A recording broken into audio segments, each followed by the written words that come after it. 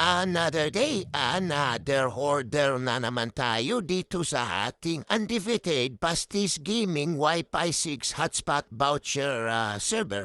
Ito naman po yung order ng ating mga suking na seaman na gagamitin dun sa nilang barko na naka-Starlink Mini. Ito po yung Wi-Fi 6 server natin na pang malakasan. Ayan di po ang Wi-Fi name ng ating client. Then, as usual, dito sa SP port, kunikla po natin direct ang ating Starlink Mini or kahit anong internet service provider, Peliti Fiber, Blue Fiber, Canvix Fiber, Simbis, P2P, or Third Subcon Party Network. Din dito sa mga AP port, ayan, pwede po tayo maglagay rin dyan na mga AP antenna, outdoor antenna, or indoor antenna, or mga Wi-Fi extender. Then, libre na po dito, ating mga LAN cable accessories at saka yung ating 1,000 pieces printed voucher code. Then, actual po tayo mag-login dito sa ating mobile phone na automatic po lalabas ang sign-in. Click na po natin na automatic na rin po mag-pop up ang ating pinaka-portal. Ang portal po natin personalized po yan as customer's request. Then, dito sa voucher box, type lang po natin ang ating voucher code.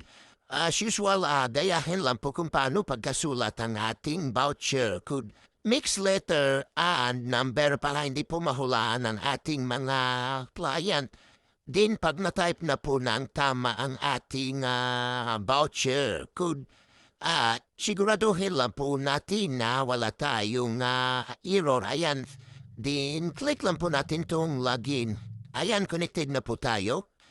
Click po natin itong status. Ayan, dito na po makikita ng ating client ang actual nating nilagin na voucher code. Dito na rin makikita yung real data usage at saka yung actual remaining data in real time.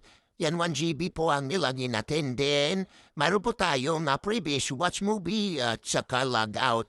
At saka kung pipindutin naman natin itong watch movie, andito na po lahat ang ating mga movie.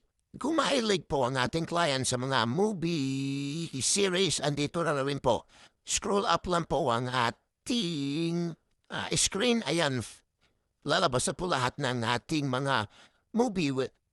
Kung mahilig po talaga tayo manood ng mga action movie, Tagalog movie, andito na po lahat. Wala na pong hanapin ng ating mga client. Din dito naman sa Discover series, ito naman po yung mga movie kung saan mga karamihan dito naka-episode or mahilig ko tayo sa mga series movie, nandito na rin po at saka yung mga cartoon movie or mga anime movie kaya wala na pong hanapin na nating mga client.